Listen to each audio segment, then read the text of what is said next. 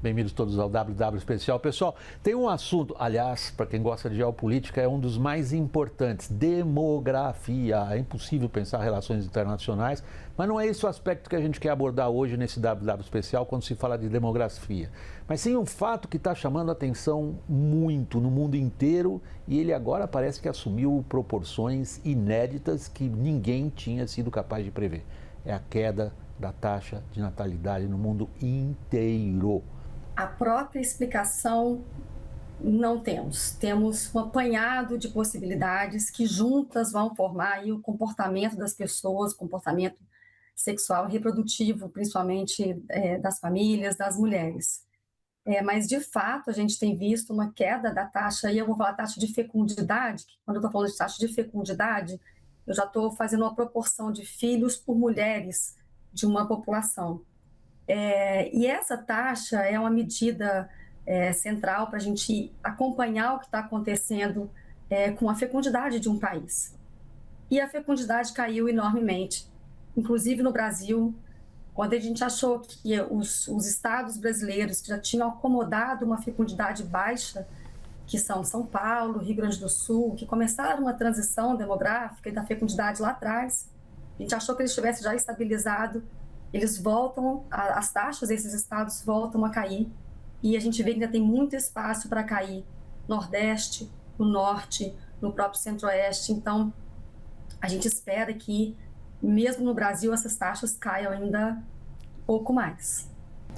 Acho que há muitos fatores no estudo interessantes e, sem dúvida nenhuma, o que mais causa a nossa atenção especial é a questão do 4G, dos smartphones e, por óbvio, estamos falando aqui do tempo dedicado ao digital, né? O tempo dedicado à internet. Especificamente, o estudo fala muito de redes sociais e traz ali uma compreensão de que as redes sociais, o nosso tempo digital, de alguma forma, tem impactado nas taxas de natalidade. Acho que alguns fatores importantes, por óbvio, quando a gente olha essa primeira camada do estudo, sem dúvida nenhuma, a gente entende que o impacto do digital é muito expressivo. Vamos olhar dados objetivos, né?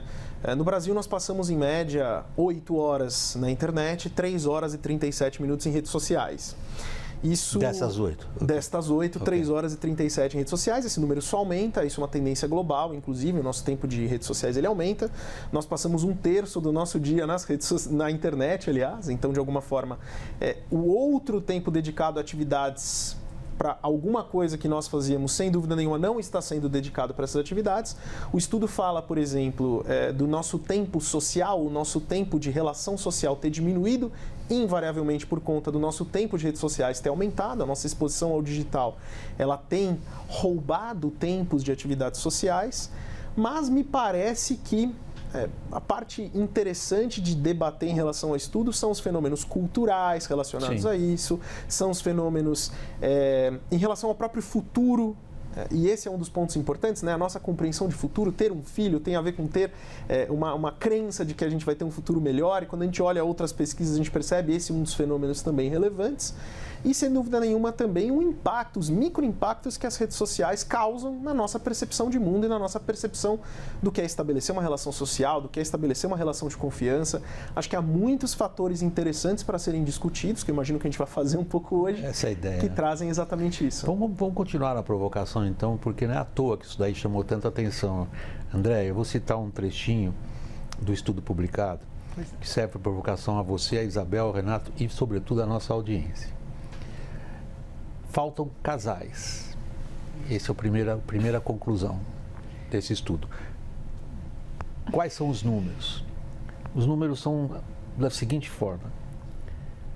As taxas de relacionamento entre jovens adultos, homem e mulher, estão caindo no mundo inteiro. Jovens se encontram e se relacionam cada vez menos. Não importa a região. Os números são horríveis nesse sentido, porque todo mundo acha bonito um relacionamento, sobretudo na idade jovem, e os números são horríveis em qualquer região que a gente toma. Ásia, América Latina, África e Oriente Médio, África subsaariana, inclusive, que é o lugar que todo mundo dizia, lá é pobre, criança é uma questão de sobrevivência. Sul da Ásia, leste da Ásia eu falei, e o mundo ocidental de qualquer maneira. pessoal transa menos por causa de telefone? O pessoal transa menos porque está todo mundo viciado em pornografia. Eu acho que um dos grandes problemas que a gente encontra hoje, né, no laboratório, que a gente vê de realidade, é que existe um aumento exponencial de pornografia liberada na internet desde os 12 anos de idade. Então, quando você tem um ser humano que já vem se formando com um ideal de sexualidade, de sexo, que vem de coisas que não são reais, porque o sexo que eles veem na pornografia não é real, e ele não consegue fazer essa ponte para a realidade. Então, a gente está falando o tempo inteiro de performance. Então, ela tem que performar, ele tem que performar, ele tem que ter um corpo maravilhoso, ela tem que ter um corpo maravilhoso. E aí você vem formando indivíduos em cima de matrizes que não são da realidade, não são do ser humano, são do filme, são de algo que é fora, vem da fantasia. Usar a fantasia para dar um passo e chegar na realidade, isso é interessante. Acho que cada um tem direito a fantasiar com o que quiser. Agora, você ficar só na fantasia vai prejudicar, óbvio, as relações interpessoais, que é o que a gente vê diretamente ligado aí a essas questões. Então, o smartphone, ele não põe só o 3 ou 4G na sua mão. Ele põe o acesso à pornografia, aos jogos de azar. Ele põe um mundo à sua mão em qualquer momento do seu dia. Então, ele está na sua mão na sua insônia, ele está na sua mão na hora de comer, ele está na sua mão na hora de ir no banheiro, ele está na sua mão... Aquele mundo todo, extremamente sedutor, está na sua mão o tempo todo, 24 horas por dia. Eu acho que a gente tem que olhar com cautela e sem desconsiderar esse novo comportamento, né? Porque ter ou não filhos é comportamental, é cultural. E a gente não pode deixar de lado outras questões mais estruturais, estruturantes para que os casamentos se formem, né? Por exemplo, as pessoas se casam, mas elas descasam muito também. Tem uma grande facilidade de descasamento dos casais atualmente. E a gente sabe que ter um casal casado facilita a criação dos filhos e o fato de ter os filhos, de optar por ter os filhos, né? Isso não é, obviamente, fundamental, mas isso facilita que os casais queiram ter filhos. E o que os dados têm mostrado para a gente é que houve e tem havido ainda um adiamento da idade da maternidade. Então, as mulheres têm adiado o início da maternidade em suas vidas, né? Tem dado uma importância maior para os estudos, para o mercado de trabalho e deixando os filhos mais para frente, né? Então, além disso, né, por um outro lado, a gente vê que muitas mulheres acabam o seu período reprodutivo, ou seja, mulheres que já passaram dos 55 anos ou 50 anos, né, que já acabaram o seu período reprodutivo e terminam esse período reprodutivo sem ter nenhum filho, né? Nós não sabemos se essas mulheres que terminam o período reprodutivo sem filhos foi porque elas não quiseram ter os filhos, ou seja, uma parcela cada vez maior das mulheres opta por não ter filhos, ou se, por questões da vida, os filhos desejados não foram tidos, né? Por exemplo, a mulher adia o início da sua maternidade, quando começa a querer ter filho, já não dá mais tempo, ou precisa fazer algum tratamento, ou adiou demais e não conseguiu engravidar. Então, tem tudo isso acontecendo. O que levou as mulheres... Isabel, deixa eu só pedir para você esclarecer. De quem você está falando quando você nos expõe o que você acabou de expor? Você está falando de uma sociedade ocidental, você está falando de um país como o Brasil, você está falando de uma China, você está falando de uma Indonésia, de uma Arábia Saudita, de um Congo, dos Estados Unidos ou de uma Alemanha? São sociedades diferentes entre si, com essas características que você descreveu de forma tão apropriada, diferentes, e o mesmo fenômeno. Como assim? Certo. Eu estava falando do Brasil, né, que é o Brasil que a gente mais estuda, mas essa passagem de alta fecundidade para baixa fecundidade, que vem do movimento de maior exposição da mulher no mercado de trabalho, de uma sociedade que se moderniza e se urbaniza, o acesso a métodos contraceptivos, e isso aconteceu no mundo inteiro, com a diferença que nos países da Europa, nos primeiros países aí pós Revolução Industrial, eles tiveram 100 anos, 150 anos para ver taxas de fecundidade próximas de 2, 3 filhos por mulher, enquanto na América Latina tudo isso aconteceu muito rápido. Em 40 anos, 50 anos, a gente saiu de 6 filhos em média por mulher para 2, 2,5. Né? Então eu vislumbrei o Brasil enquanto eu falava, mas essa passagem, essa travessia na fecundidade, essa transição, que é o que a gente chama em termos técnicos, aconteceu em quase todos os países do mundo. Então, atualmente, e ainda existem países com taxas de fecundidade alta, principalmente os países da África, né, mas que também tendem a cair. Eu acho que os efeitos econômicos do estudo são muito robustos e, claramente, quando a gente olha os fatores, a Isabel comentou muito bem, então, custo de vida, salários mais baixos, atraso do ponto de vista de fecundidade em relação principalmente ao caso das mulheres, que é muito importante no século XX, século XXI, então, entram no mercado de trabalho, estudos, informação. As próprias redes sociais têm um papel informativo muito relevante também nesse ponto, a gente não pode menosprezar essa característica. Rede social também é informação, mas sem dúvida nenhuma, acho que a novidade do estudo e o que chama a atenção é esse fenômeno cultural, né? E eu vou tentar definir cultural aqui por uma perspectiva quase antropológica para tentar trazer bem o que seria essa análise que acho que é importante de ser feita, né? É quando a gente está falando de conjunto de práticas, de valores, de símbolos, de comportamentos entre grupos. E o que chama a atenção, talvez, nesse estudo nós estamos acostumados a olhar a cultura por uma égide muito ligada ao seu país, ao seu continente, à sua idade e a outros elementos.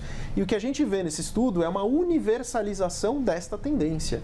E quando a gente olha para essa universalização de tendência, há outras tendências universais também, que eu acabei de comentar, essas econômicas, de informação e de algumas outras características. Mas as redes sociais são um fenômeno novo dentro desse espaço. E do ponto de vista de cultura, elas equalizam muito mais esse debate também. E esse eu acho que também é um ponto importante de trazer, né? Quando a gente fala dos smartphones, talvez, de novo, eles estão carregando o que tem dentro deles. E o que tem dentro deles é essa conexão digital, e a André trouxe um ponto muito importante.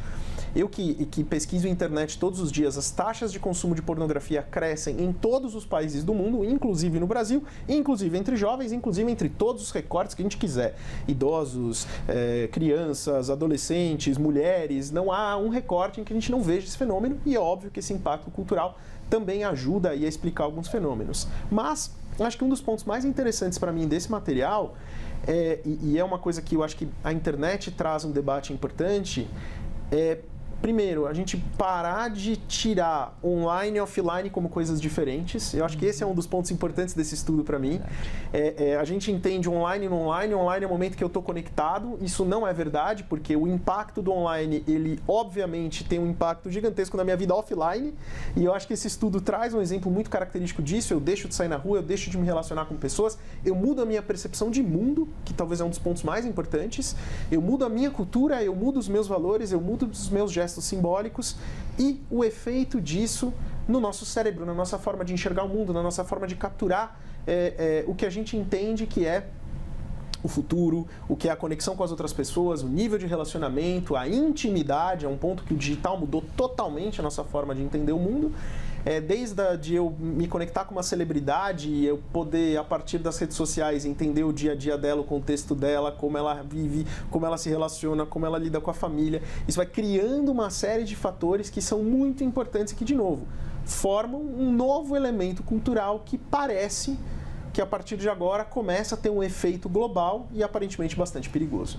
Daqui a pouco nós vamos ter celebridades criadas pela inteligência artificial para fazer uma ligação com a penúltima edição do WW Especial. Deus nos acuda. André, logo de cara você foi e citou pornografia.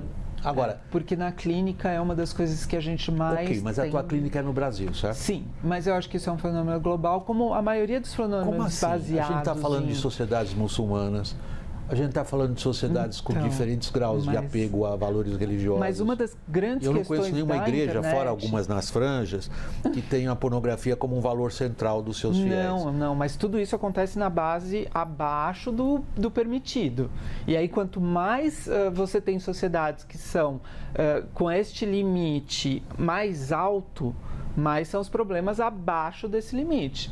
Porque uma pessoa, quando ela vai romper com os seus limites, seja ela do ponto de vista religioso, social, um assassino, ele não tem muito problema se ele matar 1, 10, 15 ou 20 pessoas. Para ele já passou desse limite, ele já quebrou essa regra. Quando você fala de religião e você tem a religião e você quebra a regra da religião, você fica sem limite para onde você vai. Então, o seu consumo de pornografia, porque daí você já está pecando. Então, o pecado já está acontecendo. Tanto faz se você pecou uma vez ou o dia inteiro, todos os dias, e aí você já passou do seu limite. Então, o que a gente vê em clínica hoje, um dos grandes problemas que a gente tem em clínica hoje, e com a dissolução de relacionamentos, vem através da descoberta de um dos parceiros, do uso da tecnologia para isso. Porque isso automaticamente já diminui a relação, já diminui a quantidade de sexo que aquela pessoa faz com a outra. Isso vai diminuindo e vai mudando esse interesse, né? E vai abrindo caixinhas de Pandora, que a gente fala ali, que a gente não sabe nem se as pessoas vão conseguir trazer para o real, né? Porque, a princípio, a gente fala muito pelo menos na academia, a gente já não diferencia mais o on do off. Porque o que a gente vê é que o on vai ser cada vez mais, como é que eu vou dizer, pano de fundo da nossa vida. Então, se hoje a gente ainda tem um smartphone para dizer, eu estou ligado, então eu estou on, num futuro não muito distante, a gente dá aí na academia pelo menos uns 5 anos, isso vai acontecer na sua televisão, isso vai acontecer no seu rádio, isso vai acontecer no seu liquidificador, na sua geladeira. Então, o on vai ser quase que a impossibilidade do off, e isso já vem acontecendo desde a pandemia, já vem ficando cada vez menor. As pessoas vêm ficando cada vez menos desconectadas, porque as conexões vêm sendo cada vez mais fáceis, e não só diretamente ligadas ao smartphone, mas ligado a qualquer aparelho, internet das coisas, como isso, que você vai ter uma xícara, uma televisão, Então, a tendência é que a gente consiga, ou pelo menos a esperança que a gente tem na academia, é que o ser humano consiga lidar com isso de uma maneira saudável e ele próprio faça os seus tempos de off. Então, é valorizar o que é humano, é tentar ensinar, então, para esse ser humano que ele tem a possibilidade de ter o on, mas ele também tem a possibilidade de ser o off. O VAC, a gente não tem no IBGE uma pesquisa que trata da socialização. A gente tem até uma pesquisa que a PENSE, que faz sobre os estudantes, mas é sobre os adolescentes de até 18 anos de idade, né? Então, não é um grupo etário que pega todo o grupo etário idade reprodutiva, ou até para além disso.